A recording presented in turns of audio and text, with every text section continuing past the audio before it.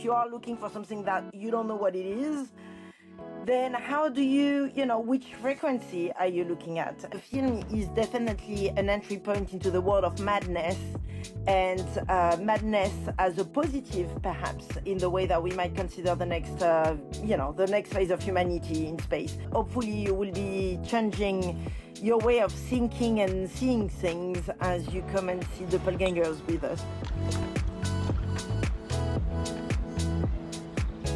Hello, Nelly. Welcome to FilmFest München, and you're joining our journey into space. Where are we meeting you today? Tell us a little bit about the space that we're looking at. Well, right now you're on top of a nightclub, one of the oldest independent nightclub of the UK, called the Village Underground, which is in the center of London in Shoreditch. And it's a very interesting place because it's in a train carriage, literally. So we are in a train carriage on top of a nightclub in the center of London right now. Literally vibing to the space and the multiverses as it happens. And it's a very sunny day in London, which doesn't happen a lot. But yeah, I'm so excited to talk to you live from Munich. So yeah, super, super good. We're in a train carriage. That's a very extraordinary place. You've been in an extraordinary place with your film in all, talking about an extraordinary place. Walk us through a bit. What is it about your very special film? So what I'm super excited about is obviously our film DOPPELGÄNGERS³ is coming to your Festival of Munich, and we couldn't be more excited about that. And I actually will be joined by one of the protagonists of the film, with Lucia Gagramanian, who is also in the film Play My Doppelganger. But she's also a very, very talented DJ, producer, just all-in-one, just fantastic artist. And as it happens, we met and we found ourselves, there is some sirens as well happening in London. The film is basically telling the story of how my doppelganger and I are building a moon utopia. And it's a film about alternative futures. It's a film about quantum physics as well. It's a film which says that the way things are shouldn't be the way that they are in the future either, that we can actually start to reconsider the realities that we inhabit, and that, if actually we might be more equipped to actually consider new futures in 3 different places and 3 different locations and collaborate with our doppelgangers, then maybe that's the way to do things moving forward. So that's kind of like quite a surrealist movie, but at the same time, it's also a documentary that gives you a full lowdown as to what is currently happening with the space industry at this point in time in history, what we are planning to do on the moon, and how we could do things differently so we don't have to repeat history on the moon and beyond. And I mean, it's not necessarily coincidence that you're making a movie like that. Maybe tell us a little bit about yourself. Because, I mean, you have background in so many different things. Yeah, so I'm just putting you a little astronaut there because, as it happens, I've been working in the space industry for more than 12 years now. I started in the space industry as the founder of something called the International Space Orchestra, which, as it sounds, is an orchestra of NASA scientists playing music together. But they don't perform the beauty of the space exploration. They actually perform everything that goes wrong in the space industries. Because, to put anything into space, it does require a certain, I would say, skill set, but also a certain way of thinking about power structures, about mechanics. To actually send anything to space is really complicated, right? So, we often take it for granted that technology is always going to go right. But actually, a lot and a big part of the way that we train astronauts is to plan for disaster, catastrophe. And so a big part of the training is actually to do with disaster management. So I actually got into the space industry via this route of, music, but also via this route of disaster management, in a way. And I started to design experiences for astronauts to train as if they were on the moon or Mars or other places. And so I became something called the designer of experiences at NASA. So I started to design these extreme experiences to train, mission controller and operators. And then from there, started to work at the SETI Institute, which is a search for extraterrestrial intelligence institute, where we look for what might be out there, which I believe is one of the biggest questions that is out there. You know, are we alone? Are we not alone? And also, how do we go about looking for extraterrestrial intelligence on other planets? And this institution was funded in 1986 by someone called Carl Sagan and Jill Tarter and Frank Drake and many other scientists. And they've been looking for, you know, the way that we can communicate with, you know, the universe, but also capturing sound coming from the universe. And of course, there is a whole series of questions that come with that. You know, if you are looking for something that you don't know what it is, then how do you, you know, which frequency are you looking at? And so we very much thinking outside of the box at the SETI Institute. So some of the scientists are looking at interspecies communication, like dolphins, how do they communicate between each other, and how that might inform the way that we might look for extraterrestrial intelligence coming out there, what sort of frequency we should look at. Others might be looking at fungi and the way that fungi and, you know, I don't know, like the natural world kind of like use rhythm to communicate, you know, and it's just a really, really fascinating place to be into. And then most recently, I funded you know, a new session at the Astronautical Federation, which is called Decolonial Space, which is looking at oppressive narrative in the space sector and specifically at histories of extraction and colonialism and how we tend to repeat these patterns again with the way that we consider our future in space.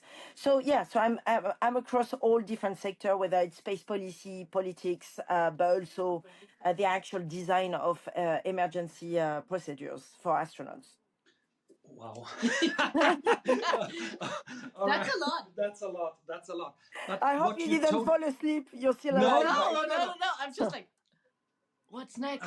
What's next? And I wanted to speak out what you said, like the training of astronauts is very much based on focus.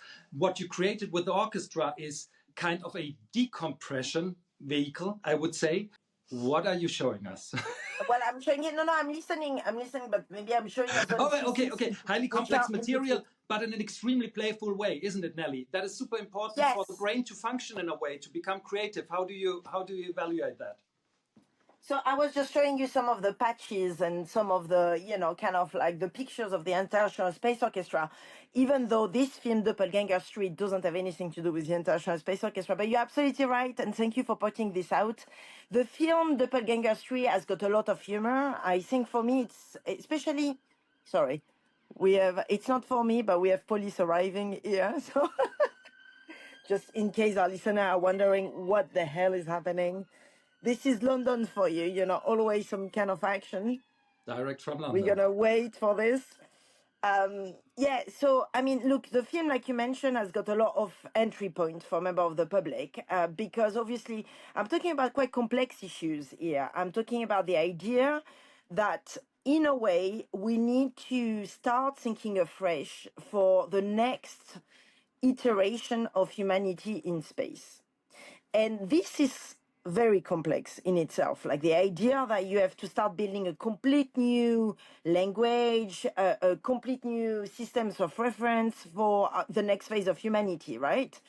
So it's out there, but I do it in a way that has got a lot of humor. There is obviously music that is, I personally think, quite banging because it's the music of Pussy Riot, which is a good friend of mine, but also someone that I highly respect. And it makes a lot of sense with the movie as well, because it's a movie that is about going against the status quo and starting to think about other things than Pussy Riot.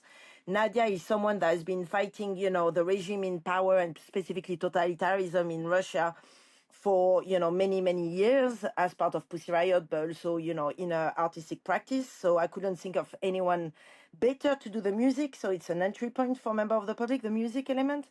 And of course, the humor is another one, right? Like I think my doppelganger and I are totally inequipped with any form of training or knowledge about going into the moon, really.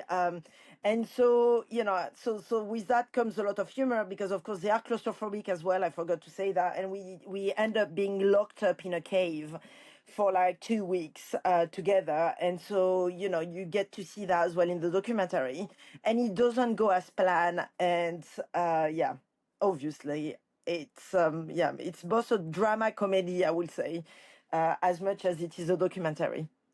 I can't wait for Munich audiences to see it, or rather to experience it.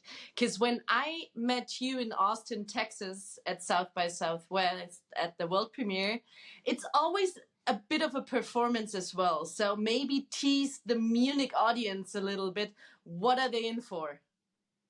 Well, they are in for, well, first of all, you know, if you come dress up as your doppelganger, you have more chances to actually enter. So please start to dress up like each other, because we will be, we will be giving an award as part of the Q&A and as part of the screenings. Some of you might win some of the limited merch that we did for Doppelganger if you turn up as each other's doppelgangers as part of the film, so we'll be reviewing this. But I will say, you know, you're in for also meeting my doppelganger, Lucia and I, like, you know, we will be in the same location this time. We might even word bend, who knows, you know, by the power of quantum physics. Something might just happen. You might also meet with Schrödinger cat. There might be like lots of props as well joining us during the screenings. And then, you know, there will be definitely a sonic and a visual experience that come with the film. So I don't want to say and give away too much, but the film is definitely an entry point into the world of madness, and madness as a positive, perhaps, in the way that we might consider the next, the next phase of humanity in space. So you don't need to be a space fan either. I just want to make that clear. You don't need to be an expert.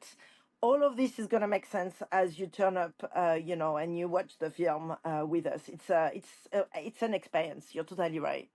And I guess, as a character, I'm also quite an experience. It will come at you. Nelly, we can't wait to have you and your doppelganger in Munich. Well, I can't wait to meet you all, and I really look forward to meet everyone in Munich. So yeah, music, I will say lots of things are gonna happen. Hopefully you will be changing your way of thinking and seeing things as you come and see Doppelgängers with us. Willkommen auf den Kanälen des Filmfest München. Wir reden für euch mit tollen Leuten über Film. Wir, das sind Julia Weigl, künstlerische Leiterin des Filmfest München. Und Christoph Gröner, Festivaldirektor des Filmfest München. Wir freuen uns im Sommer hier in München auf viele fantastische Filme, viele fantastische Menschen, viele fantastische Begegnungen und vor allem auch auf euch. Und wir sehen uns vom 28.06. bis 7.07. natürlich im Kino.